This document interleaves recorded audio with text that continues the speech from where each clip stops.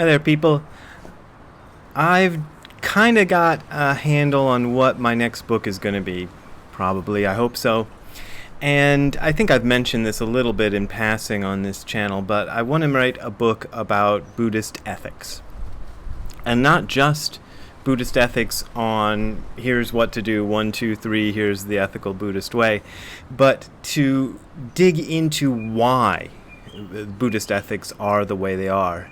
And I was just writing a piece yesterday called Buddhist Ethics Are Unreasonable, going into the Bodhisattva vow. Beings are numberless, I vow to save them. Delusions are inexhaustible, I vow to end them.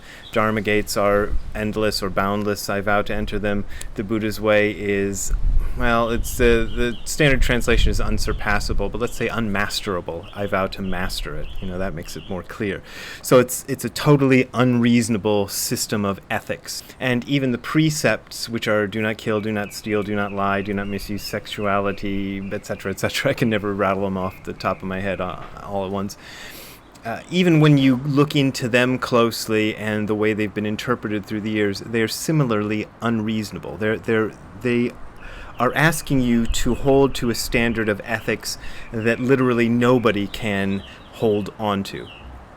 And there's a good reason for that, and the reason for that is based on the Buddhist understanding of what you and I really are, which is an understanding that is not that hard to put into words. It is difficult, but it is much more difficult to realize because it runs so counterintuitive to the way we normally think of things. And in conjunction with that, one of the things I've been working on, well, that's nonsense, is this essay by Dogen, Yuibutsu Yobutsu, Buddhas Alone Together with Buddhas. And that is the Nishijima Cross translation. Here's the translation in Moon and a Dewdrop by Kaz Tanahashi and Ed Brown. And you'll see that the title is somewhat different. Only Buddha and Buddha. The reason that the titles can be different and still both be correct is that there's no true plurals in Japanese, which when you live over there and you're trying to live and work and do things as a person who grew up in a language that has plurals, it can be a kind of a big hassle. So it's one of the things I'm really well familiar with. It's baked into my system that in order to make a plural in Japanese, you have to literally say many of this or two of that or three of that. You can't just say a simple plural like Buddhas. So I much prefer, as regular viewers will know, the Nishijima Cross version.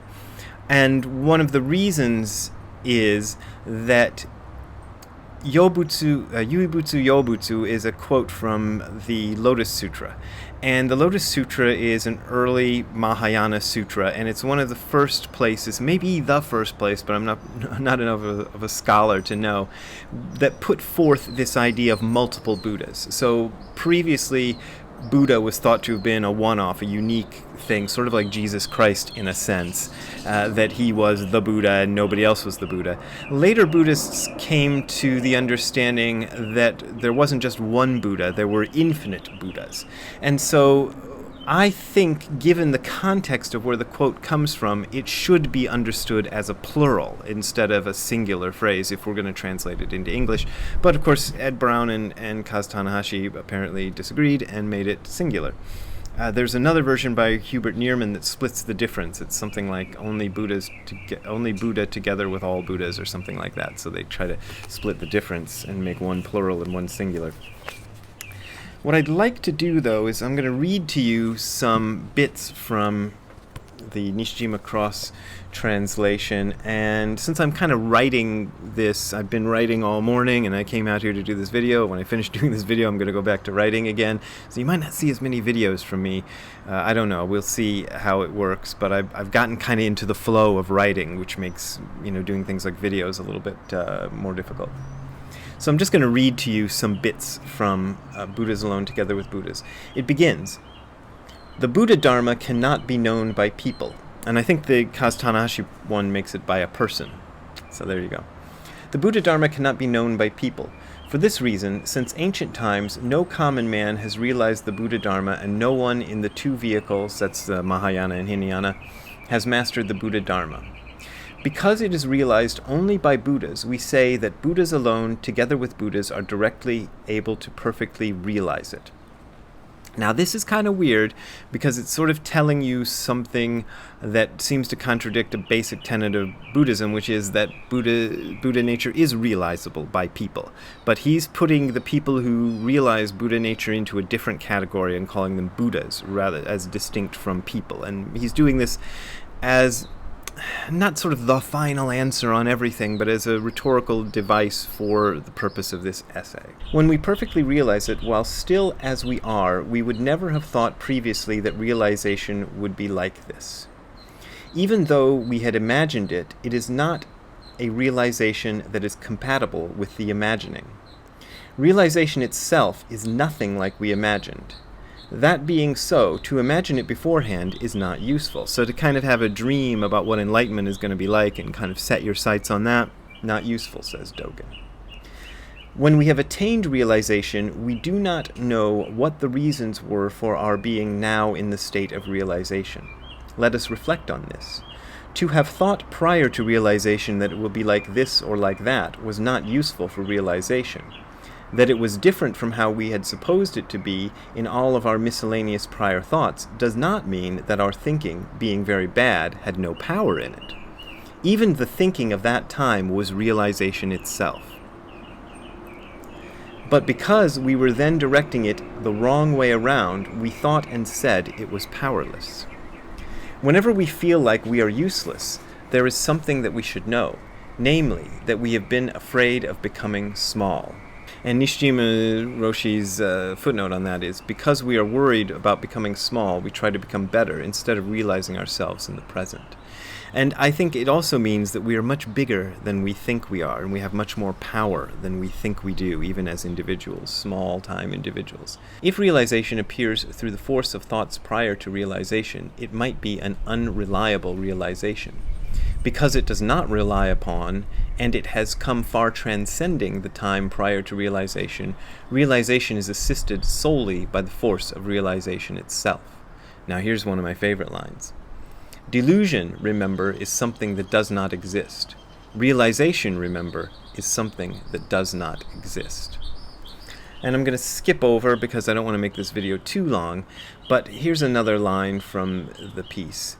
The colors of the mind, excited by a flower or the moon, should not be seen as self at all, but we think of them as ourself. I love that line, and I did a whole, a couple paragraphs about it in my book, Sit Down and Shut Up. Now I'm going to skip over here, and this gets into the Buddhist idea of what we really are. And in this case, I think the Nishijima cross-translation is really, really much better than the others. The other translations I've looked at don't seem to get what this passage means, and Nishijima and Cross do. An ancient Buddha said, "Mountains, rivers, and the earth and human beings are born together. The Buddhas of the three times and human beings have always practiced together." That is a powerful line, and he means that sincerely.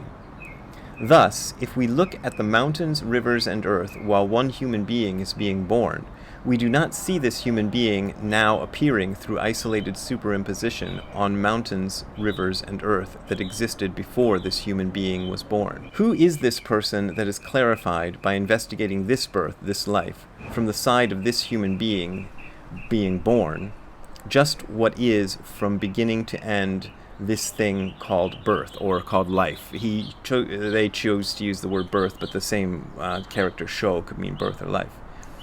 We do not know the end or the beginning, but we have been born, or we are alive would be another way to put it. Neither indeed do we know the limits of mountains, rivers, and the earth, but we see them here, and at this place it is as if they are walking, because when we walk, they walk. Do not complain that mountains, rivers, and the earth are not comparable with birth.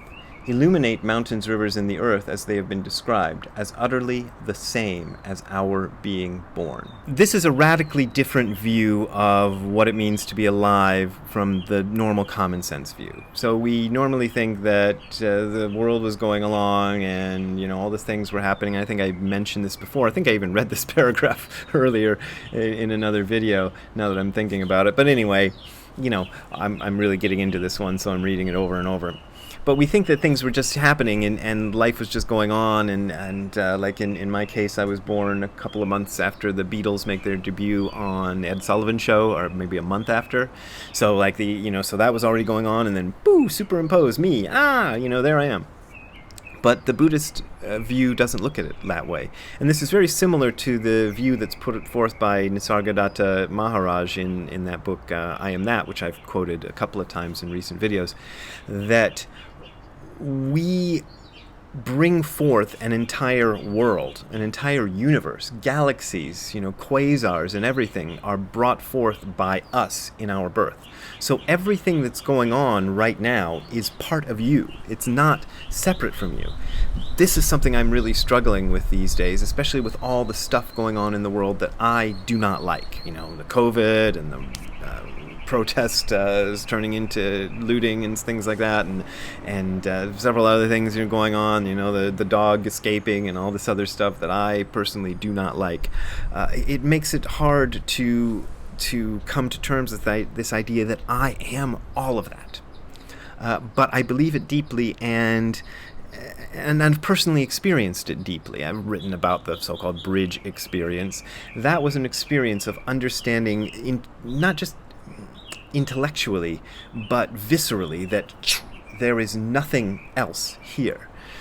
But one has to constantly return to that if one wants to make it part of oneself, and that's what I'm trying to do, and I appreciate your watching me do it. If you want to make a donation, the links are below. I know people are struggling. Apparently the economy is getting a little better, but I know people are still having a bad time, so don't worry about me. But if you do want to contribute, that really helps me a lot. I thank you for your support, and I'm going to go back in and continue writing this book, and we'll see you later.